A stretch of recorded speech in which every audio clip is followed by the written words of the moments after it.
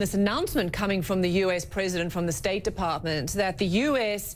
is announcing that they're designating the Iran's Islamic Revolutionary Guards as a terror organization, as a terrorist organization. What are the implications of that? Well, it's unprecedented, Robin, to actually totally say part of a state is a foreign terrorist organization. So the implications are kind of hard to know. It's something we're going to work out as the weeks and months ahead move. On paper, it means that there are significantly more measures the US can take against anybody considered to have given tangible or intangible assistance to the IRGC anywhere in the world. They can be prosecuted on US soil or have proceedings brought against them. So it enormously increases the toolbox for US prosecutors or defense officials, potentially, if they choose to make moves against the IRGC. But I have to say, because this never happened before, we don't really quite know how practically it will be applied. The point is, though, it's the very hard talk we're hearing from the Trump administration against Iran. The Obama administration, as you know, hatched a very complicated, but apparently successful up to most point, nuclear deal with them. Trump kicked that aside and said he wanted a much tougher approach. They've moved in many different areas. This is the most serious move so far against the Nick, most I'm going to interrupt you there in terms. Nick, I'm going to interrupt you. I want to go straight to the State Department to hear more on this decision. Here's Mike Pompeo. This is the first time that the United States has designated a part of another government as an FTO. We're doing it because the Iranian regime's use of terrorism as a tool of statecraft makes it fundamentally different from any other government. This historic step will provide the world's leading state sponsor of terror the financial means to spread misery and death around the world. Businesses and banks around the world now have a clearer duty to ensure that companies with which they conduct financial transactions are not connected to the IRGC in any material way. It also gives the U.S. government additional tools to counter Iranian-backed terrorism. This designation is a direct response to an outlaw regime and should surprise no one. And it builds on the more than 970 Iranian individuals and entities that the Trump administration has already sanctioned. For 40 years, the Islamic Republic's Revolutionary Guard Corps has actively engaged in terrorism and created, supported, and directed other terrorist groups. The IRGC masquerades as a legitimate military organization, but none of us should be fooled. It regularly violates the laws of armed conflict. It plans, organizes, and executes terror campaigns all around the world. From the moment it was founded, the IRGC's mandate was to defend and export the regime's revolution by whatever means possible. The IRGC institutionalized terrorism shortly after its inception, directing horrific attacks against the Marine barracks in Beirut in 1983 and the U.S. Embassy Annex in 1984, alongside the terror group it midwifed, Lebanese Hezbollah. Its operatives have worked to destabilize the Middle East, from Iraq to Lebanon to Syria and to Yemen. With this designation, the Trump administration is simply recognizing a basic reality. The IRGC will take its rightful place on the same list as terror groups it supports: Lebanese Hezbollah, Palestinian Islamic Jihad, Hamas, Kataib Hezbollah, among others, all of which are already designated as foreign terrorist organizations. The long list of IRGC-backed terror incidents is ample justification for today's decision. I want to just give you a handful of examples.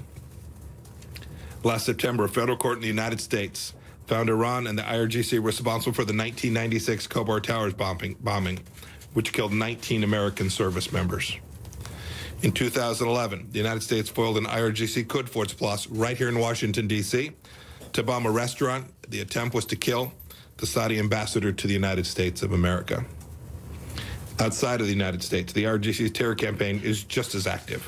In 2012, 4 Quds Force operatives were apprehended after plotting to attack Israeli targets in Turkey. In that same year, 2 other Quds Force operatives were arrested in Kenya for planning a bomb attack, while the Quds Force also directed a bomb attack that targeted Israeli diplomats.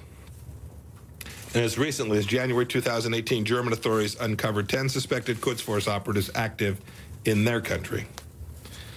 The IRGC supports Palestinian terror groups that target innocent civilians, and it helped create U.S.-designated terror groups both in Lebanon and in Iraq. And the IRGC also backs the murderous Assad regime, which gasses and slaughters its own people. Our designation makes clear to the world that the Iranian regime not only supports terrorist groups, but engages in terrorism itself. This designation also brings unprecedented pressure on figures who lead the regime's terror campaign, individuals like Qasem Soleimani. He's the commander of the Quds Force and oversees Iran's forces deployed to advance the Islamic Revolution through terrorism and other forms of violence. He doles out the regime's profits to terrorist groups across the region and around the world. The blood of the 603 American soldiers the Iranian regime has found to have killed in Iraq is on his hands and on the hands of the IRGC more broadly. Inexplicably, the regime has faced no accountability from the international community for those deaths. Far from being an arbitrary attack on Iran, our pressure campaign imposes just and long overdue consequences for the regime's malign activity.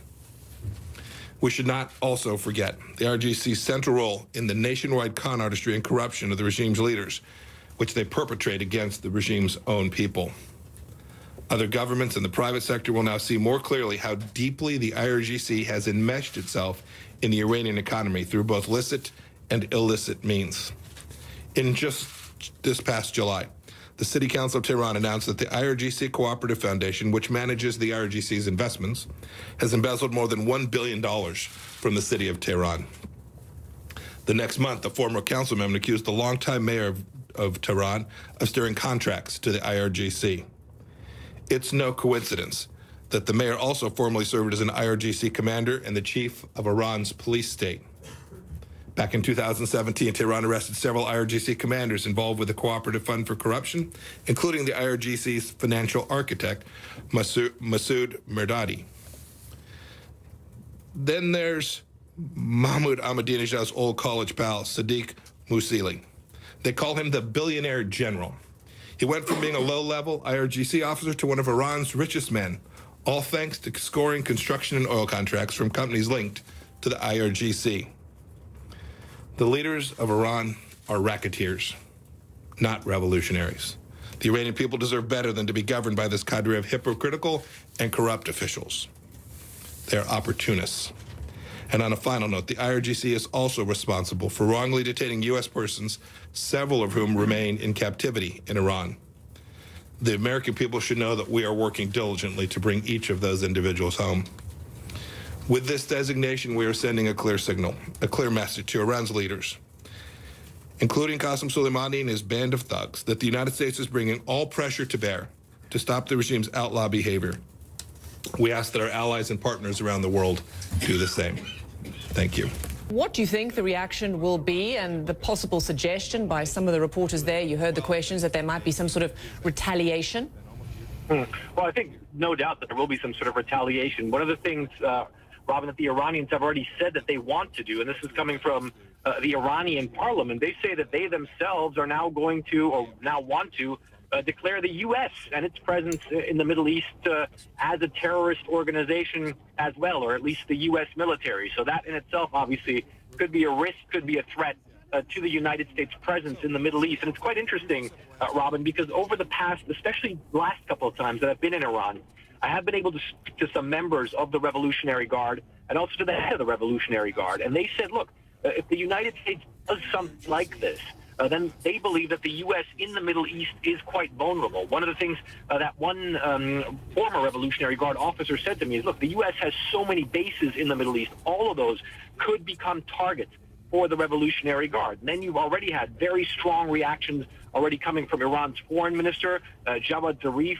condemning this even before the announcement was made. You actually had the head of the Revolutionary Guard come out yesterday and say that this would be a big security risk for the United States, and that U.S. troops in the Middle East would now also be a target of the Iranians if, in fact, the Revolutionary Guard were declared a terrorist organization. We have to keep in mind this is not just a large military part of the Iranian military. It's not just their elite military organization, but they also have deep economic ties and economic power and political power inside Iran. So certainly this is a giant step in a very, very powerful organization that the U.S. has now declared a terrorist organization, certainly one that has announced that there will be some form of retaliation, Robin.